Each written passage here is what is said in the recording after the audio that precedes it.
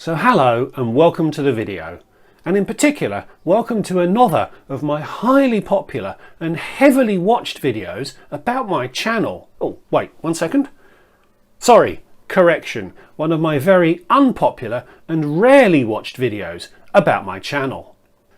Another quarter has passed, so it is time to update you on my channel and my plans. And although I've avoided adding much editorial to these videos in the past, I don't think I'm going to be able to avoid doing so this time. But don't worry, I will give you a warning before I get stuck in. So at the start of the year, in this video, I set myself 6 goals for 2021. And in this video, I'll show you my progress against achieving them. Or in some cases, my lack of progress. Plus, as we're halfway through the year, it's time to start looking at 2022, so I'll start to frame my goals for that year in this video as well. So if that sounds good, stick around. And if it doesn't, stick around anyway. Who knows, you might still enjoy this. Hi, I'm Matt. Over the last 25 years, I've travelled a lot. I've lived in 5 countries on 4 continents. I've flown over 1.3 million miles. I've visited over 100 countries, every American state, but I'm nowhere near done. So subscribe to the channel so you can come with me. Important life events first. So you may recall I got my first jab in February. Exactly 10 weeks later, I got the second jab. Actually from the same nurse. She recognised her handwriting on the card rather than the musculature of my upper arm. AstraZeneca both times. I felt a bit wonky for a day after the first jab, but was unaffected by the second. Great to have had, and it is great to know that my risk of hospitalisation and death has reduced greatly, even if it's made a negligible difference to what I am actually able to do. So, onto my channel. I set myself a goal of 60 uploads in 2021, and at the end of the first quarter I'd uploaded 18, and in quarter 2 I've uploaded 16, so I'm still well ahead of my goal. Once I can travel more, I'm sure I will be able to upload more frequently. Next is the quest for monetization. For new viewers, in order to monetize on YouTube, you need 1,000 subscribers and you need to have had 4,000 hours of watch time over the previous calendar year. At the turn of the year, I had 15% of the subscribers and 16% of the watch time. At the end of the first quarter, I had 62% of the subscribers and 59% of the watch time. And at the end of quarter 2, I had 85% of the subscribers and 100% of the watch time. Yes, thanks to all of you watching my ramblings, I've now accumulated over 4,000 hours of watch time, so thank you very much. I really thought I would achieve the subscriber goal first, but no. So with apologies for saying this in every video, I would really appreciate it, even more so now, if you would consider subscribing if you're not already. It will be great to get to 1,000, and once I have done so, that metric becomes effectively irrelevant, so you would all be free to unsubscribe again once I've got there. So, on to my 6 goals for 2021. The editorial will be along shortly. Number 1 was book a cruise, which I did, to the Caribbean in December. Nothing has changed since my last video, and fingers crossed, nothing will. Number 2 was book another cruise. I actually booked 2, although one of them was then cancelled. So, the travel options available to us Brits are, well, they're limited. This summer, in contrast to last summer, the government is taking a very, very cautious approach to allowing international travel. Despite telling us for months that vaccination brings good protection, and despite being one of the most vaccinated countries in the world, we're still not allowed to travel. But having said that, I can understand the government's thinking. We've all suffered so much that restoring domestic freedoms with no restrictions will be a huge milestone. If the government feels that shutting us off internationally is necessary to achieve that milestone, I can see the argument, even if it doesn't seem to make a lot of sense from a risk management or a scientific perspective. Anywho, this inability to travel widely overseas has led me to take a pretty close look at domestic options, and in particular domestic cruises. In a previous video, I suggested that taking a cruise to nowhere would be a bit like swapping one lockdown for another. But in the context of what we're now allowed to do, getting locked down on a cruise ship is starting to look quite attractive. So when the cruise lines launched their UK cruise offerings, there were some pretty attractive offers out there. I found a 6-night cruise around the UK on Celebrity where they included 3 pretty amazing sweeteners.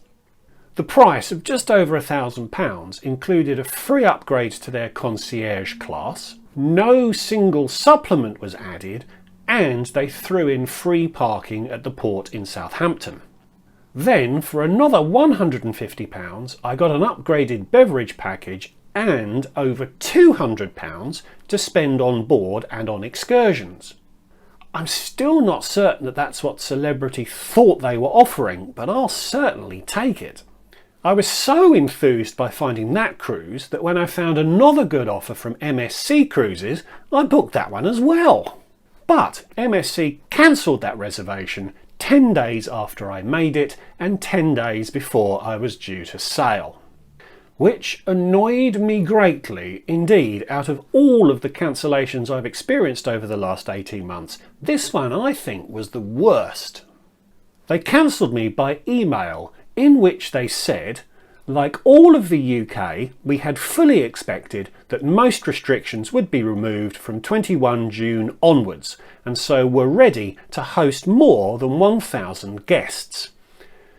So it appears they sold capacity above the 1,000 passengers they were legally allowed to carry in anticipation of restrictions being eased, without telling the customers involved that this was what they were doing.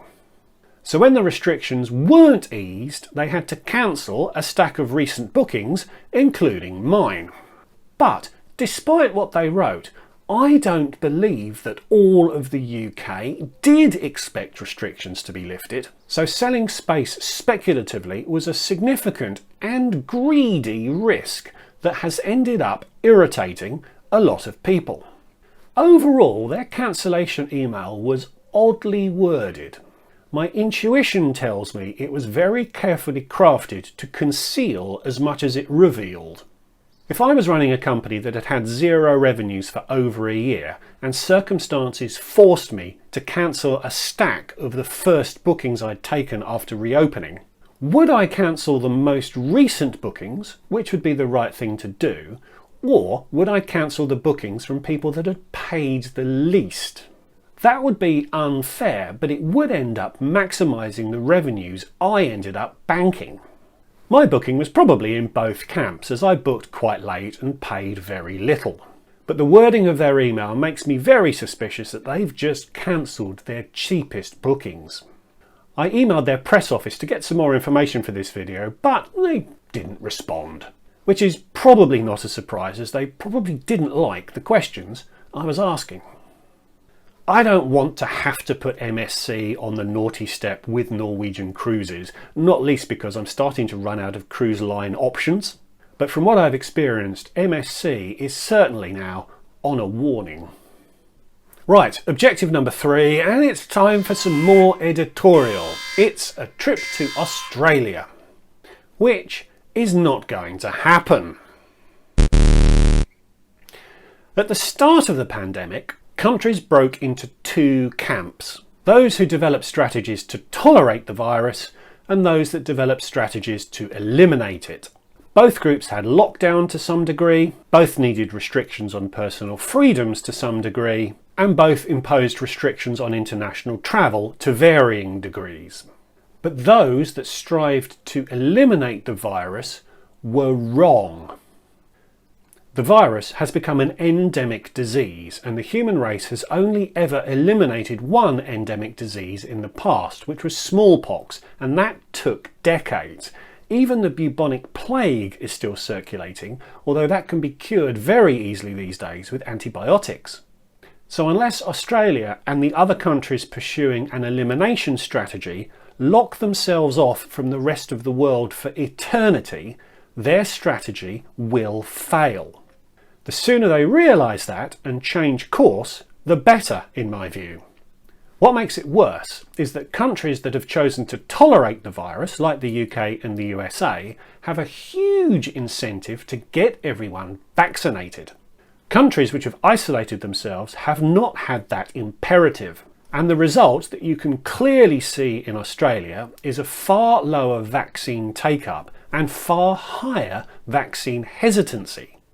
We will shortly reach the point where everyday life in the UK and Australia is actually quite similar, although the UK will be all the way through the pandemic and out the other end, but Australia will still be mired right in the midst of it. Unfortunately, and inexplicably to people outside of Australia, this isolation strategy, though, is wildly popular. So there's been no domestic pressure on the government to face up to the reality that their strategy will fail. I have an Australian passport, so I could still go and I could quarantine for 2 weeks and then be free within the country. But I would then need to get the government's authorisation to leave again. I'll let my non-Australian viewers just think about that for a second. But doing all of that is not realistic given the time and the cost that would be involved. So I really can't see me being able to visit my own country for some time yet. So number 4 on the list was a tier point run, as I've discussed in these videos. This is still just about a green tick because it is still happening, although quite a number of things still need to fall into place for me to be able to travel, not least of which is the US government allowing me in. Quite a lot has happened to that booking though, so I've decided to make a dedicated video about it, as some of it was quite interesting, so look out for that. Perhaps subscribing to this channel would help to make sure that you don't miss that. Item 5 was a series on Europe's second cities, and item 6 was the quest to achieve Star Alliance Gold. I'll take those two together.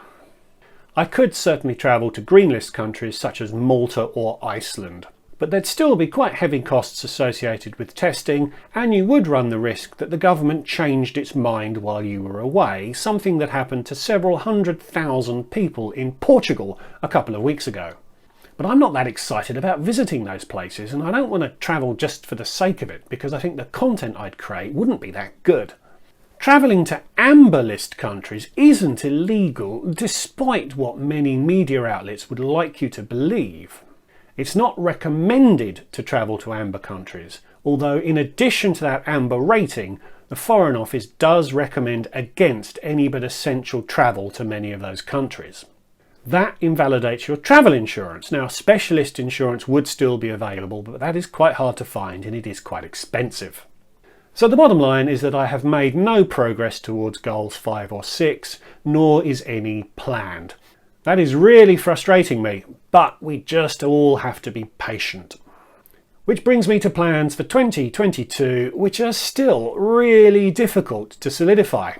You have to think that things will be better in 6 months' time, but I thought they would be 6 months ago, and if anything, they're actually tougher now. But nevertheless, here's what I have in mind for 2022.